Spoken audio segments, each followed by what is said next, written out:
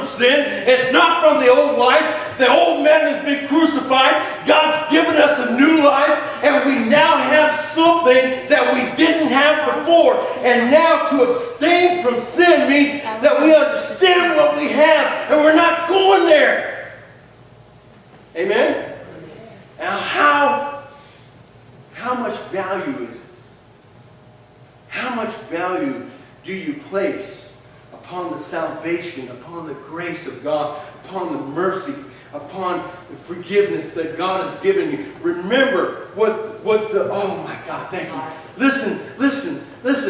The king came up to a servant, and the servant was indebted to the king over $10 million. And the servant came to the king, and he pleaded with the king because his life was in jeopardy. And he pleaded with the king, "Oh, king, if you would forgive me of this debt, I promised that I would somehow repay it." And you know what the king did? The king forgave him of all of his debts. All $10 million of it. Man, he was set free, right? Set free. And you know what he did? He had no understanding of what was actually taking place. And he went to his brother who owed him $10, and he wouldn't even forgive his brother of the $10. And the other servants heard it, and he brought that guy to the king, and the king got mad at him. And the reason why was because he was forgiven of so much, and he couldn't forgive his brother over $10. You guys understand? How much is it worth? I got forgiven of a lot of sin. That's the reason why I abstain. Because I've been forgiven of a lot of sin. And I've received something that is not from my old life. I've received something that's called new life. It's called a new chance. It's called grace. It's called grace. God put grace upon me. And I don't want to go back. Man, this is how much I value. This is how much I value. That thing is huge in my life. It's not just a little stone. This thing is big in my life. I don't want to go back. There's nothing that the devil can tempt me with. See, listen. If you only think that your salvation is this little rock, okay? Do you think the devil can tempt you with something better? Oh, yes. See, and that's our problem. The devil comes, psh, psh, psh. Hey, listen, I just seen that you got saved. But you know what? You ain't gonna make much. You ain't much. Listen, I can build you up. I can make you a king. Seriously, I can give you wealth and power and riches. All you have to do is bow down. Leave what you got at the cross and come and follow me. That's what the devil is telling you. And it's a big fat lie. You know why? Because what you've received is so much more than anything that the devil can bring to you. Amen. But you got to see it within yourself as something valuable, something precious that you no longer want to get rid of. Because you can lose it. You can lose it. I know there's some churches out there, some denominations out there that say that you can't lose your salvation. I beg to differ. You know why? Because I was at a place in my life where I didn't value my salvation. I didn't value it as much as I should have. And I lost everything. And I was down at the bottom, weeping and moaning and asking God to forgive me one more time, God. All it takes is one more time. I promise, God, I'll take this thing more than what it was before, God. And you know what? He forgave me of my sin. I'm no longer taking this thing for granted anymore. Because I about lost my wife. I about lost my kids over this thing, guys. Sin is sin. It is. Come on. God hates sin. You can't compromise.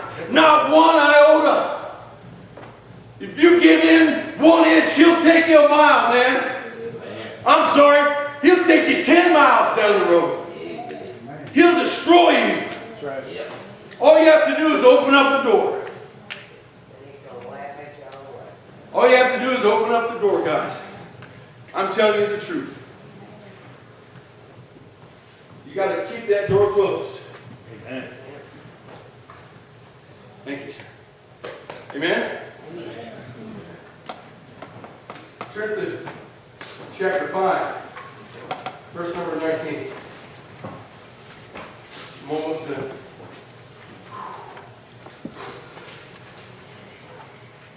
Woo! Jesus! Chapter 5. 1 Thessalonians chapter 5.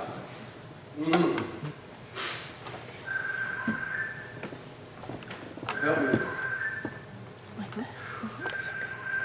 You guys there? Amen. Look, verse number 19 says this: do not quench the spirit.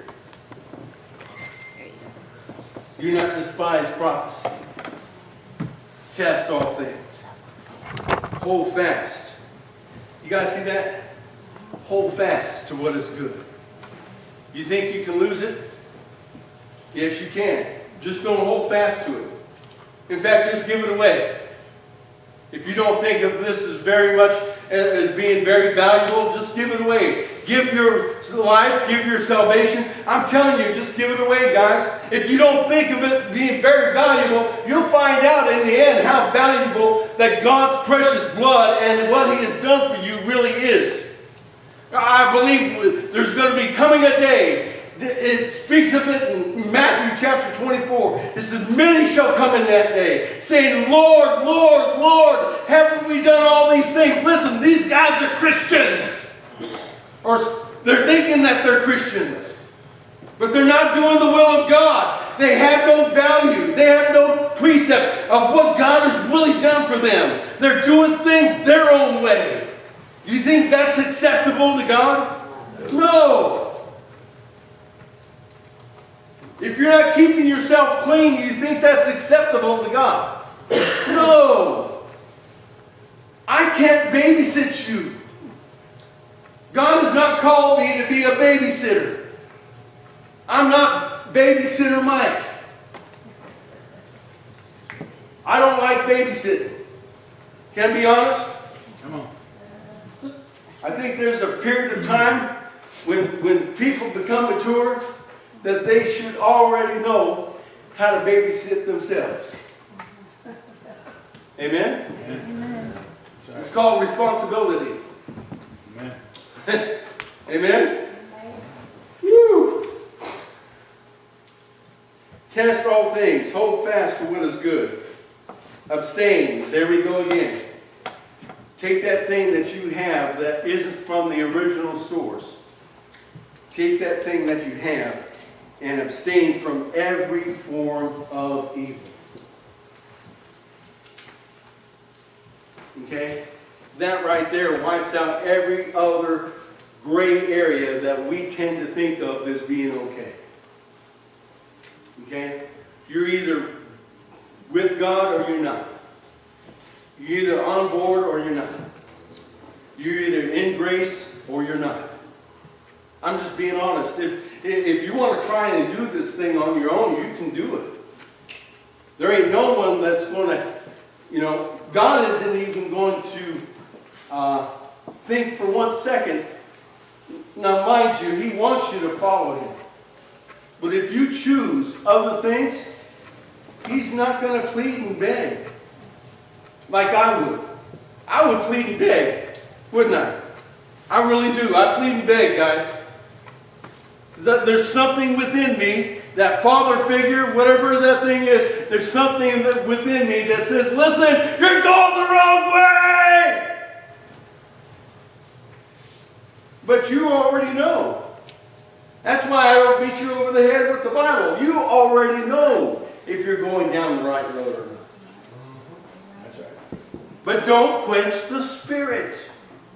If you know you're going down the wrong road, turn around. Right? Don't quench the Spirit. Don't be hard-headed. and thinking that you're going to continue doing your own thing. It ain't going to happen, especially if you're one of God's chosen people. You can't run. You can't. Could you run, brother? I know you tried. Oh yeah, that's right.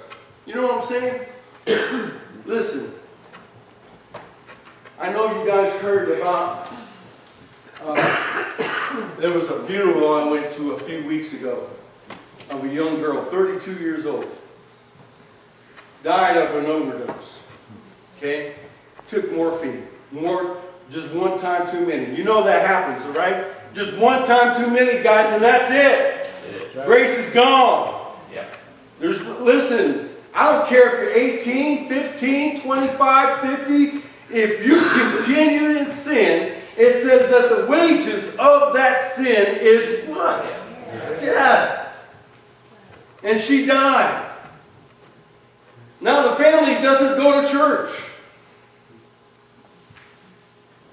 And the guy, he's a good friend of mine from a truck driving company, and he's pleading